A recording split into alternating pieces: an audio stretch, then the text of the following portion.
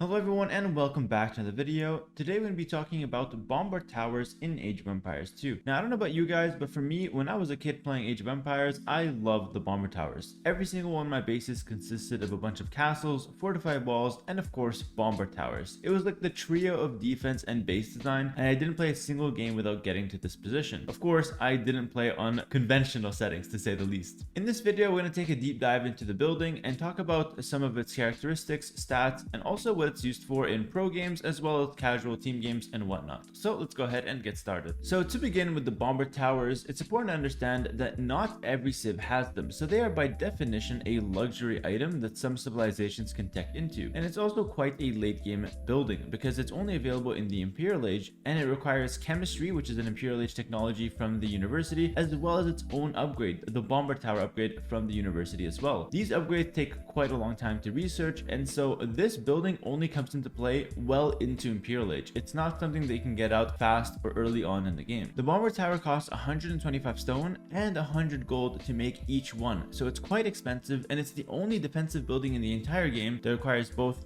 gold and stone to make, which are both precious minerals that run out in a standard game of Age of Empires. However, later in the video I will talk about a little loophole that makes it so you can basically have, in theory, infinite Bombard Towers. The building itself has really good stats. It has 8 base range, which can be upgraded from the range upgrades of the blacksmith like fletching, bodkin arrow, and bracer, and it also has armor and HP similar to that of a keep, so it's quite a solid building to start things off. It has a single target attack of 120 damage, which sounds absolutely absurd, and to be honest, it kind of is. But of course, that caveat there is that it's only single target. It doesn't do any splash damage, which is very unique because it's the only cannon in the entire game that does not have splash damage. Compare that to the Bombard cannon, compare that to the cannon galleon, and even the turtle ship. All of those units have some kind of splash damage to varying degrees, but the Bombard Tower has only single target damage, which is important to keep in mind. The Bombard Tower, while it has a high attack damage of 120, it shoots rather slow. However, it is affected by ballistics, so when it comes to hitting its target, it has varying effects. I would say that it's very easy to dodge one of these buildings with or without ballistics. It's quite easy to outmaneuver and outrun the Bombard Tower's cannonball. However, if you have 5 or 10 in the same area, they will be hitting the shots because it's very hard to dodge multiple of these at the same time, especially if you consider that ballistics will be in play in most scenarios when going for the Bombard Towers. It's also worth noting that usually you don't just have Bombard Towers in the area. Bombard Towers will be there. There's going to be armies on both sides, potentially some siege, and so while the Bombard Tower does shoot slow and can be easy to dodge, with all those factors in play in a practical scenario, it's actually quite hard to dodge and deal with Bombard Towers without your own siege or specific counters to it. It's important to note though that the high damage comes in the form of pierce damage, which is quite relevant because that means that it's very bad against rams and trebs. So while a Bombard Tower will hit a paladin for roughly 120 minus whatever pierce armor the paladin has, it will only do 1 damage against rams and trebs because rams and trebs have such high pierce armor, and so Bombard Towers are quite susceptible to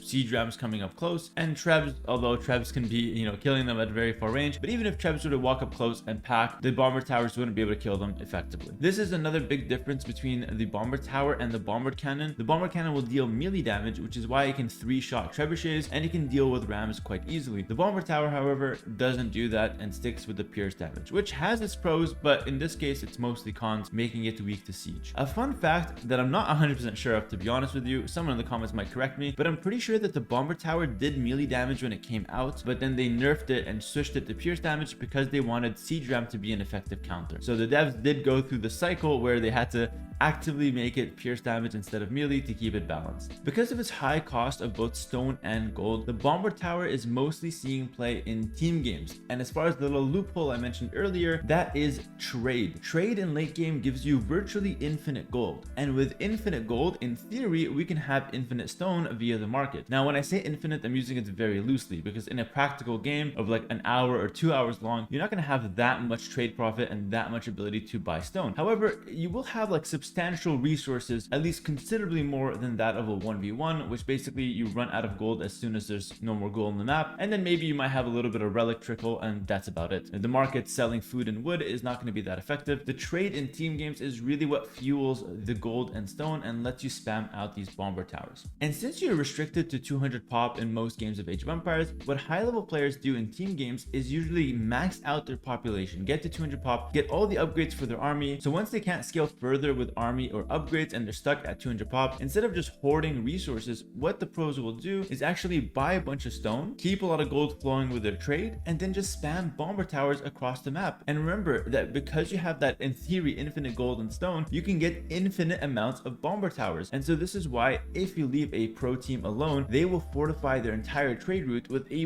bunch of bomber towers. We're talking dozens, maybe even hundreds of bomber towers, depending on how much time you give them. And the cool part is you can go with both aggressive bomber tower rush and take space and kind of crawl forward with multiple bomber towers, taking more and more space from your opponent and pressuring him back, or you can just defend with them and just stack up your trade route with a bunch of bomber towers. And the best part about the bomber towers is that they only take up one tile in your base. So while a castle is a 4x4 building that you can't really fit anywhere, the bomber tower can literally be squeezed anywhere. You can literally throw up a ton of bomber towers without disrupting your trade route, which is not the same, for example, the castle. And in my opinion, they're much better than the keeps, because the keeps have a pretty good consistent damage output, but the bomber towers are virtually one-hitting or two-hitting most units in the entire game. So it's much more effective against raids of Hussar, whereas the keep will, whittle down the Hussar and eventually kill them in 10 to 12 volleys. The bomber towers will one-tap Hussars, making them very effective at keeping units out of their trade route. And so this is why bomber towers are usually seen as a late-stage team game option that one team will want to tech into as fast as possible to gain advantage over the other team that may or may not have it. Remember, not every civilization has it, and some civilizations have special bonuses towards bomber towers. So the strong bomber tower civilizations will be key in those late game team game scenarios, especially on maps like Black Forest and Oasis that has a lot of choke points and kind of like, one area to fight in, where raids are less effective and single area pushes are the way to go. That being said though, although it is a good option in team games, we do see some bomber tower play in 1v1, especially with civs like Turks. They get chemistry for free and all gunpowder technologies at 50% discount. In this case, the bomber tower technology will be 50% off. They also get a unique tech in Imperial Age called Artillery that gives +2 range to bomber towers, bomber cannons, and cannon galleons, making it the ultimate late game cannon civ. Sorry Bohemians, the Turks are clearly better here. So when it comes to 1v1s, Turk players can sometimes go for a bunch of bomber towers, get that late game tech Artillery, and really control the game with 8+5 ranged bomber towers. Especially if you combine that with the HP upgrades like Masonry and Architecture, those things are incredibly challenging to take out. Another popular civ for 1v1 bomber tower spam is Spanish. Due to having supremacy villagers, you can kind of send those in everywhere in a 1v1 scenario where you can just raid with villagers and then also drop bomber towers across your opponent's entire base. MBL is notorious for the strategy, but recently I've taken it off him and I've had a couple really fun games using that. Not against MBL, gotta respect the go-to bomber towers, but against other players because I was just trying my luck and it was a lot of fun. Definitely a playstyle I recommend, and just a way to highlight how strong the bomber towers can be even in a 1v1 setting. Now the big difference though, in 1v1s you don't have trade, and so your ability to spam bomber towers infinitely is not really there. So instead, the playstyle with bomber towers in 1v1 is to spread them out across the map and control wood lines. Instead of pushing one area and spamming a bunch of bomber towers to control the ground with either a slow push or some solid defense with the bomber towers, instead they're used as more of like a raiding building, which is very strange because it's probably the only building in the game that can do this. I guess the keep can as well, but the bomber cannon just does it more effectively, once again because of that really high damage. So you just spam up bomber towers behind your opponent's farms, behind every single woodline that he has, near neutral gold and stones, anything to take map control away from your opponent and squeeze him dry of resources. Overall, when it comes to the bomber tower, I'd say it's a very solid late game option. It can be used both offensively and defensively to very high caliber, and it's basically only held back by its high cost and upgrade paywalls. And on top of that, it's a really fun building to use, so it's the kind of thing that just gets a lot of value both in game and also for the pleasure of just playing with it. Definitely recommend going for the bomber tower whenever your civ has it in the late game scenarios where you're floating a little bit of extra gold and stone, or in team games where you have a solid trade route setup. That's going to be it for this video, guys. I hope you guys did enjoy it. If you want more content from me, definitely check out my Patreon, a link in the description. We talked about paywalls earlier, so there is a paywall behind Patreon, but once you get past those, quite like the bomber tower, it is a very good option at getting better at the game because it has all my exclusive guides and content, as well as a ton of builders that you can benefit from. And besides that, you can check out my Twitch live stream, link also in the description. I love to see new faces there, so I hope you guys can check it out. Thanks so much for watching. Like, comment, and subscribe, and I'll see you guys in the next video.